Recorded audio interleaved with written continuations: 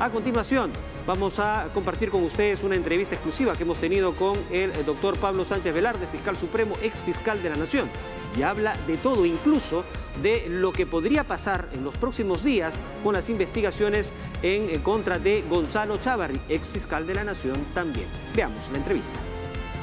Bueno, estamos en el despacho del doctor Pablo Sánchez Velarde, fiscal supremo. Ha tenido la gentileza de recibirnos en sus oficinas y vamos a conversar con él respecto a esta situación que se vive en el Ministerio Público y de las últimas revelaciones que se han dado en estos días respecto de altos magistrados también de esta fiscalía. Doctor Pablo Sánchez, buenos días, gracias por estar aquí, por acompañarnos y por permitirnos ingresar a su despacho. En principio quisiera preguntarle su opinión respecto de las declaraciones que ha dado el ex fiscal de la Nación también, Pedro Gonzalo Chávarri, en respecto de usted, con algunas acusaciones, incluso en su caso. Bueno, él ha mencionado últimamente de que yo he filtrado los audios que dieron lugar a las investigaciones que se están haciendo. Eso no es cierto, eso es totalmente falso, ¿no? Tanto es así que yo recibí los audios en fecha 12 de julio del año pasado. Acá está el documento donde se señala la fecha, 12 de julio dice ahí, míralo.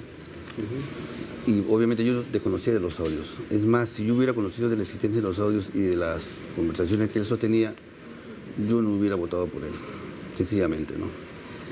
Nos enteramos después de estos hechos, ¿no? Bueno, el día anterior, ¿no? Y justo... Solamente el día anterior nos enteramos de una transcripción de un audio. Exacto. Que nos generó dudas, a mí me generó muchas dudas. Pero luego aparecieron otros audios, entonces ya la cosa cambió. Por eso es que yo después le pedí que se apartara del cargo para que se hiciera bien las investigaciones.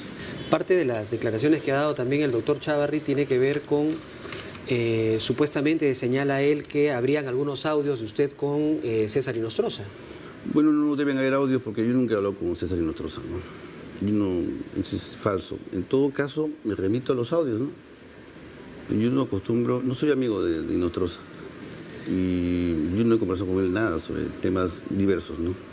Ahora, doctor, usted ha señalado que esta etapa, que lo ha denominado esta etapa oscura por la que ha atravesado el Ministerio Público como consecuencia de Gonzalo Chávarri como fiscal de la Nación, le ha hecho mucho daño y que todavía continúa haciendo daño. Sí, porque yo pienso que con la elección de la doctora Zoraida Ábalos se abre un nuevo libro en la historia de la Fiscalía, ¿no?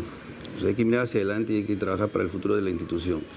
Entonces, cuando él viene a declarar cosas que no son ciertas, está mintiendo nuevamente y está generando una imagen negativa también de la institución. Queremos avanzar hacia adelante, queremos tener buenos fiscales, una mejor infraestructura, una mejor estructura orgánica de la institución, una nueva ley orgánica de la Fiscalía, y con estas notas pues no se puede avanzar.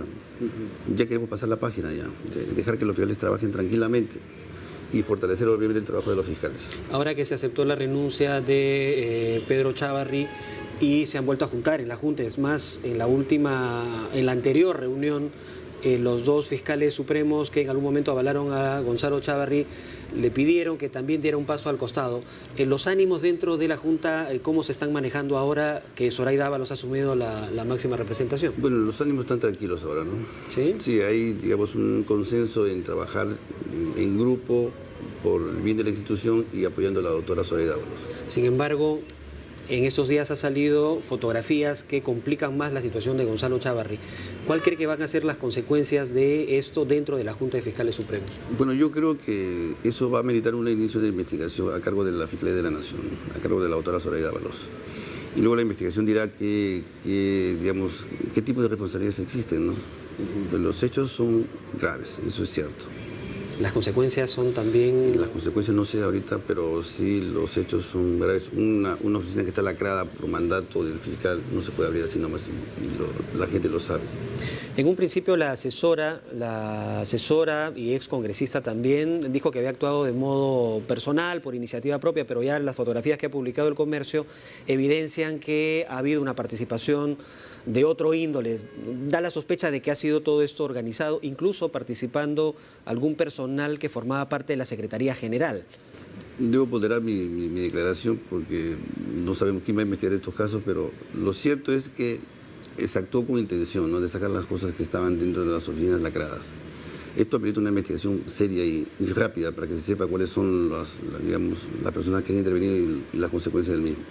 Ahora, Penalmente, doctor, una situación de esta naturaleza puede vincular a los actores, en este caso de haber incurrido violando estas oficinas lacradas, en que sean incorporados dentro del caso de lavado de activos, que es digamos, el caso mayor en el que se sigue esta investigación? Bueno, eso depende mucho del fiscal que investigue el caso. Yo creo que hay que analizar bien, buscar las pruebas, tomar las declaraciones, hacer las pericias y luego decidir y calificar debidamente los hechos.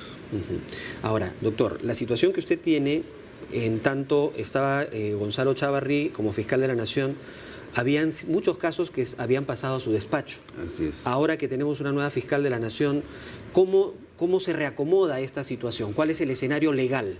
Bueno, en principio yo estoy haciendo un informe para dirigírselo a la fiscal de la Nación, para que sepa cuáles son los casos que estamos viendo y que ella tome la mejor decisión sobre ellos. En principio yo he avanzado ya con las investigaciones, ¿no?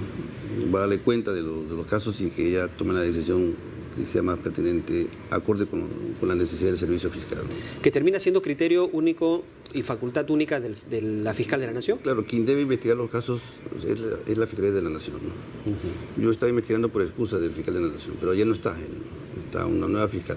Por lo tanto, ella tiene que decidir cómo se prosiguen mejor las investigaciones. Ahora, doctor, ¿y eso significa que la fiscal podría, usted ha sido fiscal de la Nación también, podría invitar a formar parte de las investigaciones si asume la responsabilidad de llevar los casos a personal que ha estado llevando el caso durante su despacho? ¿Es eso factible? Claro que sí, eso es factible también, ¿no? Entonces es una posibilidad para darle continuidad a estos casos, así es, ¿no? Así es. Eso es una posibilidad, ¿no?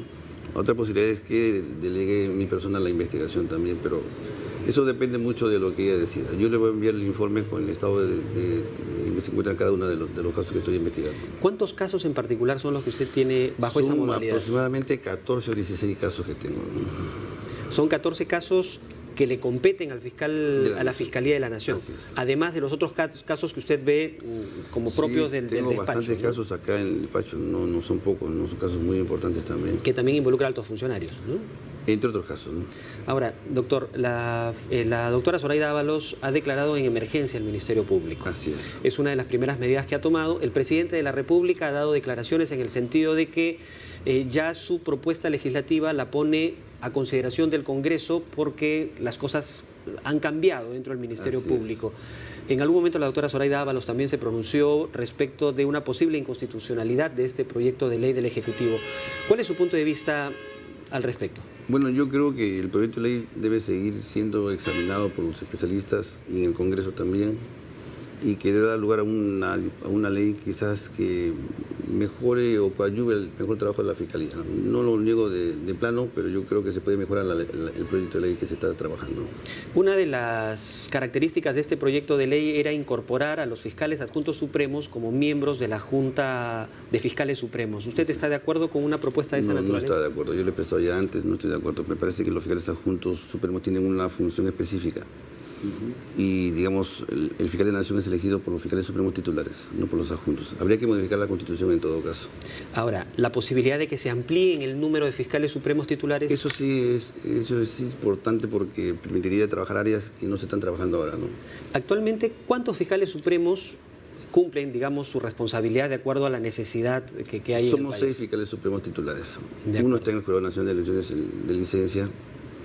Pero hay también fiscales supremos provisionales. También, por ejemplo, el fiscal supremo Fernández Alarcón, que está viendo los casos emblemáticos, como fiscal supremo que es el caso de funcionarios públicos. Está el doctor Timarchi, que está en la Segunda Suprema Penal, y los demás son titulares, ¿no? ¿Habría la posibilidad de que ellos, por ejemplo, se conviertan en una nueva plaza para ampliar la Fiscalía Suprema? Es posible, claro que sí, ¿no? Yo creo que se necesita. ¿Usted propuso un fiscal supremo anticorrupción, por ejemplo? Es una Fiscalía Suprema, sí, pues. Estamos todavía hemos convertido la Fiscalía Suprema, pero no se ha creado por ley, ¿no? Yo creo que deben haber por lo menos 3 fiscales supremos más. Ampliaría a 8 integrantes titulares. O 9 o 10 quizás, ¿no? Para que sea número par. Y se puedan tomar las mejores decisiones para la Fiscalía. Entonces estaría de acuerdo con esa propuesta. La doctora Zoraida Ábalos también lo ha expresado en esos términos. Sí. ¿Han conversado al respecto de esa modificación? Hemos conversado sobre aspectos generales y de transición, ¿no? Pero no hemos hablado todavía sobre detalles de algunos temas. Falta todavía un poco. Ahora, doctor Sánchez, usted en algún momento ha expresado que no tenía las facilidades suficientes para poder desarrollar sus investigaciones debidamente. Así es. ¿Hay algún adelanto, alguna conversación con la doctora Zoraida para que le faciliten lo necesario para que pueda seguir haciendo su trabajo? Bueno, en principio va a apoyar el sistema Lavallato, el equipo especial Lavallato y a la fiscalía de la doctora Rocío Sánchez, y luego me va a apoyar a mí, ¿no? Entonces, ahí podemos tener la tranquilidad de que se le van a dar los recursos necesarios. Yo creo que sí, no es cuestión de que se hagan las propuestas de mejora económica para tener más fiscales, más personal de apoyo, más logística y sobre todo con el trabajo de ellos, ¿no? Porque ellos tienen una harta labor ahorita, ¿no? Muchos casos que investigar y avanzar también con los casos. Ahora, doctor, respecto del caso Lavajato, ya que lo menciona, en algún momento cuando era fiscal de la Nación, el doctor Gonzalo Chávarri hizo un anuncio de hacer público el acuerdo que debía firmarse con la empresa Odebrecht para esta colaboración eficaz. ¿Cuál es su punto de vista legal al respecto? ¿Es posible hacer público este tipo de acuerdos? La colaboración eficaz es un proceso, digamos, especial y reservado. No se hace público eso. No hay, ¿el hacerlo público sería violar el procedimiento? Se quiebra la reserva de la investigación y se quiebra también la forma de acordar, porque las partes que acuerdan esperan que eso se mantenga en reserva. Es posible que luego que se dicte la sentencia de colaboración eficaz se haga público a través quizás de las partes involucradas, pero ahora no es oportuno. Además, yo creo que esa es una contradicción, porque él cuestionaba a los fiscales porque habían quebrado la reserva de la investigación. Y él adelanta de que va a ser pública el acuerdo de colaboración eficaz y eso no es posible, ¿no? Ahora, doctor, hay también, por otro lado, algunos expertos, algunos abogados, especialistas, mencionan que en estos casos que se están llevando, estos casos emblemáticos, hay como una especie de un abuso de la prisión preventiva. ¿Cuál es su punto de vista como académico también? Porque usted también enseña en la Universidad de San Marcos. La prisión preventiva es un mal necesario, ¿no? Solo se debe producir cuando la persona investigada no quiere asistir a las diligencias judiciales. Por eso es excepcional. Por eso es que, digamos, se aplica bajo control del juez. El fiscal lo pide, pero el juez decide. De manera que si hay, digamos, peligro de fuga, si el delito es muy grave, la pena es mayor a 4 años, y además hay hechos que vinculan hay pruebas que vinculan los hechos a la persona investigada, entonces el juez decide por una prisión preventiva. Pero el elemento más importante es el peligro de fuga o el peligro de entorpecimiento de la prueba. La obstrucción de las investigaciones, así por es, ejemplo. Eso decide. No es que nosotros pidamos siempre prisión preventiva, solamente cuando es necesario, nada más. En todo caso se puede pedir también un impedimento de salida del país. Pero la prisión preventiva es un tema bastante debatido, ¿no? Porque tiene que ver con la presunción de inocencia. Claro, la gente dice, se me presume mi inocencia hasta que se demuestre lo contrario en una sentencia firme. Mientras tanto, se puede fugar del país. Claro, estas son medidas que se toman cuando se evidencia un riesgo de que las investigaciones terminen... Peligre, ¿no? Peligre, ¿no? Por la fuga del diputado o porque se perturba la prueba. O porque hace uso de su poder político, por ejemplo, para poder impedir que continúen las investigaciones. Bueno, eso ya Eso puede considerarse también... El tema político yo prefiero evitarlo, ¿no? No, a lo que me refiero es si un político utiliza su poder político para poder obstaculizar las investigaciones, podría considerarse también como una Cualquier forma de causal. obstrucción de las diligencias puede ser considerado como un elemento de peligro procesal. Bien. De acuerdo, doctor. Y finalmente, para concluir, luego de lo que se ha hablado y se ha evidenciado con estas fotografías que ha publicado el Diario del Comercio, lo más probable es que la doctora Zoraida Ábalos, cumpliendo su función, inicie una investigación. Eso significa que de iniciar una investigación contra Gonzalo Chávarri tendría que dar cuenta al Congreso. ¿Esto impide que pueda tomar algún tipo de otras medidas para garantizar que la investigación se lleve a cabo una vez que el Congreso lo apruebe? Bueno, lo que se puede hacer, digamos, dentro del plano procesal es abrir una investigación preliminar. Acaba la investigación preliminar, si hay mérito para seguir avanzando, pues comunica al Congreso, hace una denuncia constitucional. Si no es así, lo archiva, ¿no? En el interín puede pedir alguna medida de aseguramiento, que puede ser un impedimento de salida del país o otra medida. Depende mucho del avance de las investigaciones. Yo no me atrevo ahorita a Pero en el caso de un fiscal supremo, de un magistrado, ¿la detención preliminar cabe?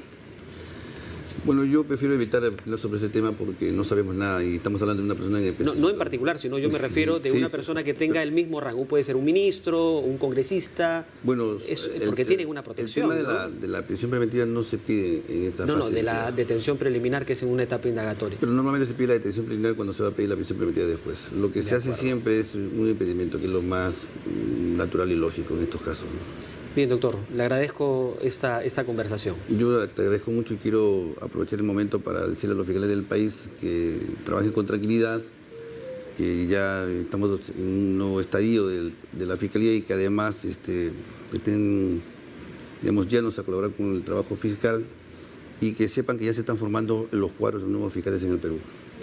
Fiscales con apego a la autonomía, a la independencia y con muchas ganas de servir al país desde su puesto de trabajo. Bueno, y es la esperanza que tenemos todos los peruanos de que los fiscales desde sus puestos cumplan estrictamente el rol que les compete. Eso es lo que queremos, ¿no? Bien, muchas gracias. El doctor Pablo Sánchez Velarde, ex fiscal de la Nación, fiscal supremo, ha conversado con nosotros en esta edición de TV Perú. Algo importante que vale la pena destacar es que el doctor Pablo Sánchez tiene 14 casos que involucra a César Inostroza, a los de los Cuellos Blancos, el mismo Gonzalo Chávarri, que ahora deberían ser devueltos a la fiscal de la Nación, Zoraida Ábalos. Ella decidirá si su despacho asume la continuación, seguir con estas investigaciones o si dispone que Pablo Sánchez continúe con estas investigaciones que está llevando en su despacho. Ya lo veremos en los próximos días, es una decisión que se tiene que tomar muy pronto.